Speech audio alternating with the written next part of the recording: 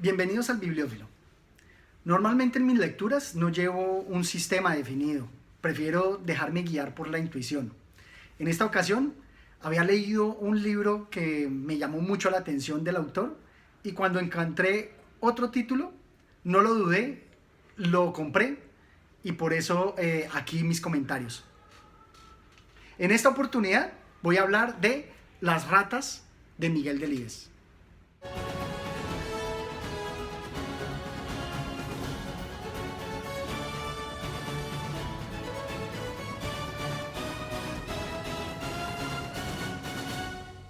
Es indudable el paralelo que se puede hacer entre las dos obras.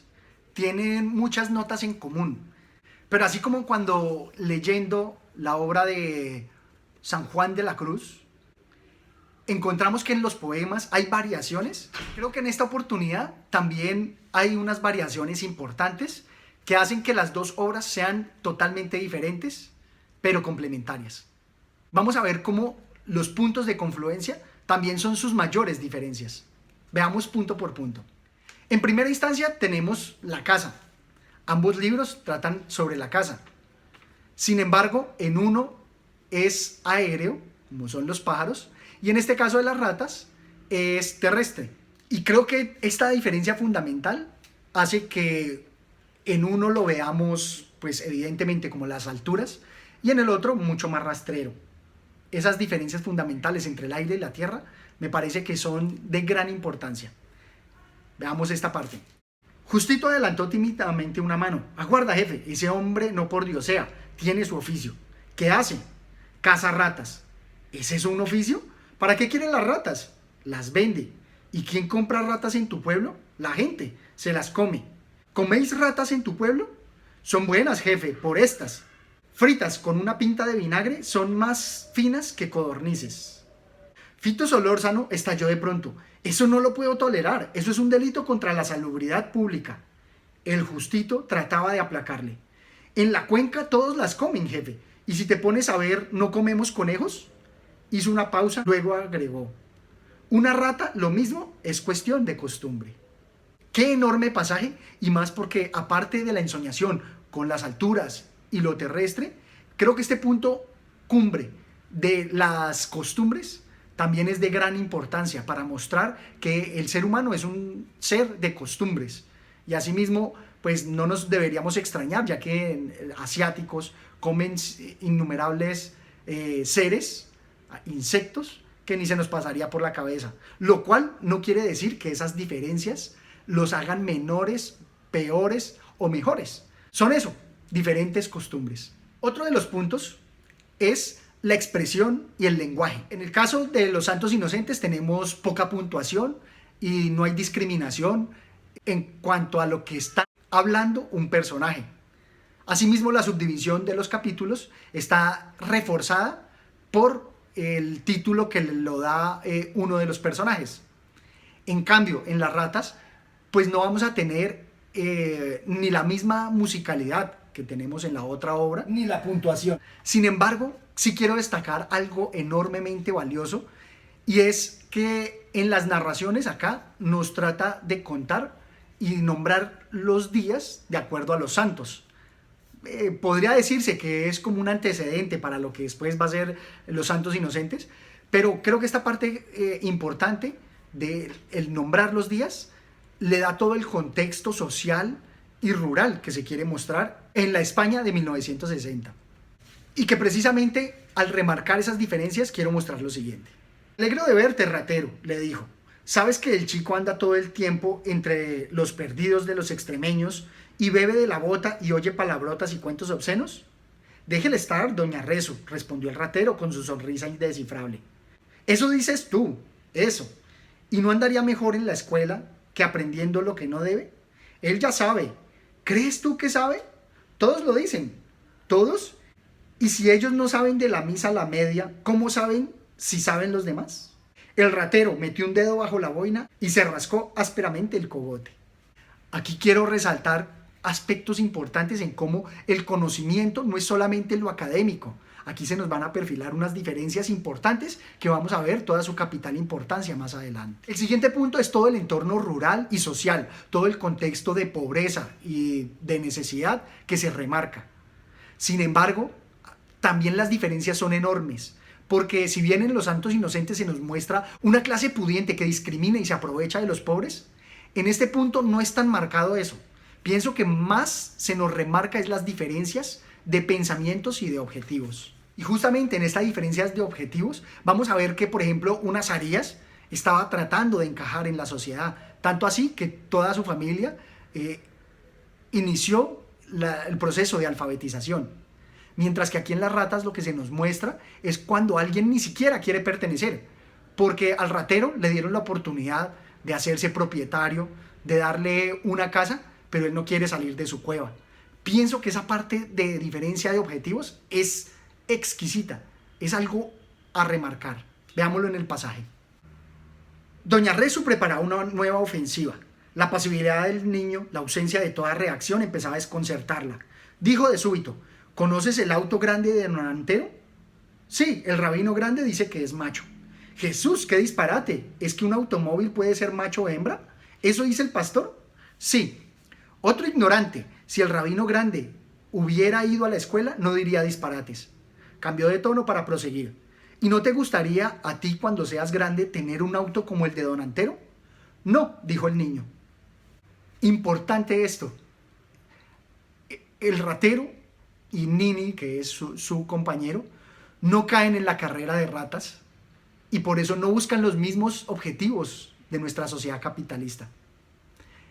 Para ellos, la vida va detrás de otra cosa. Y este nuevo pasaje creo que nos va a mostrar una parte importante de lo que son esas diferencias.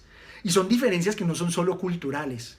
También hay diferencias de perspectiva que cambian todo radicalmente. Miremoslo acá. Ratero, si un pobre se mete en casa de un rico, ya se sabe, es un ladrón, ¿no? Un ladrón, asentía el ratero. Pero si un rico se mete en casa de un pobre, ¿qué es? ¿Qué es?, repetía estúpidamente el tío ratero. Una rata. El ratero denegaba obstinadamente con la cabeza. No, decía al fin, las ratas son buenas.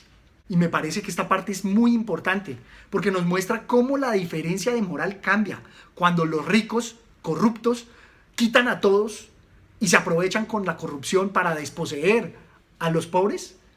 No pasa nada, no es un crimen que ni siquiera se persiga con la fortaleza que debiera. Mientras que si sucede al revés, al pobre le cae todo el peso de la ley. Es una diferencia en la justicia, pero más aún es una diferencia cultural.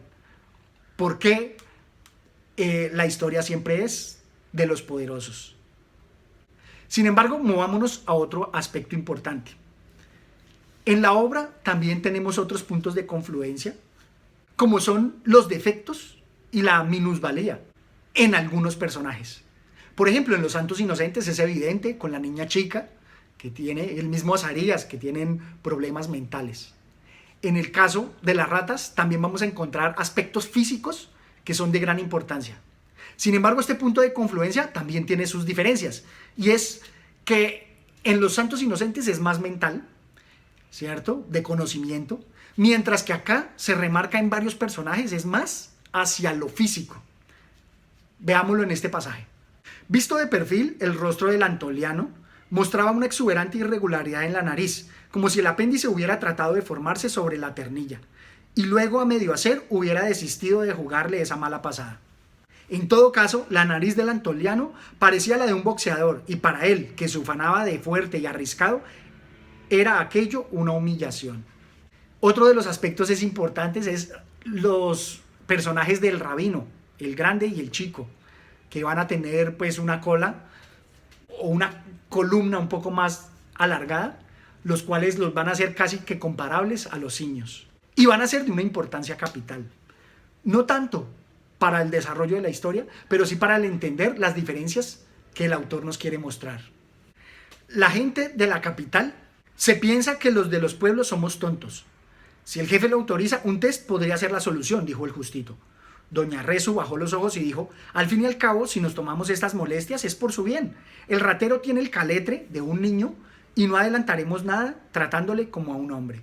Fijémonos que aquí lo que se quiere remarcar es entre iguales. Otra diferencia fundamental entre los santos inocentes, aquí entre iguales se tratan así. Ellos mismos, todos pobres, tratan a algunos de esa manera despectiva, como si quisieran remarcar que su pensamiento y sus costumbres no están a la altura de las de ellos. Y todo esto se dio también en la conquista.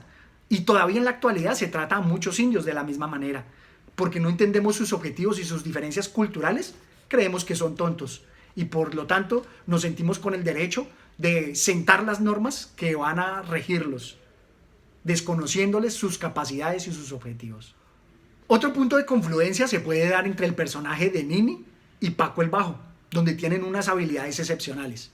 Sin embargo, aquí también la diferencia es fundamental, y es que si bien en Paco son más físicas, porque él puede oler y le da una ventaja para la cacería, en el caso de Nini, que es un niño, nos va a mostrar todas las ventajas que tiene el conocer el campo, el prestar atención a los detalles, a las sutilezas.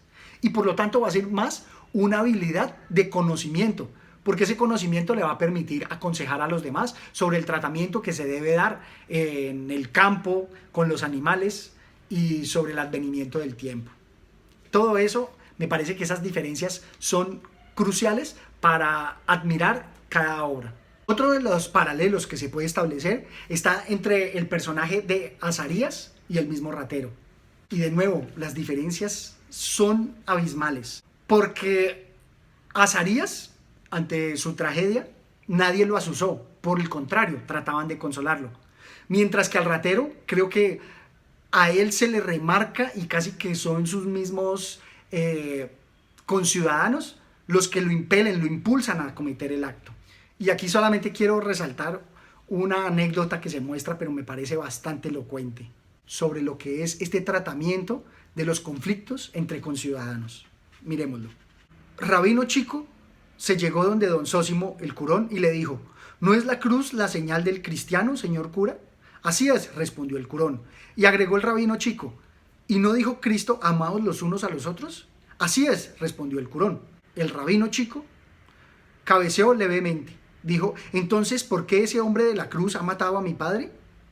La desbordada humanidad de don Zósimo, el curón, parecía reducirse ante el problema.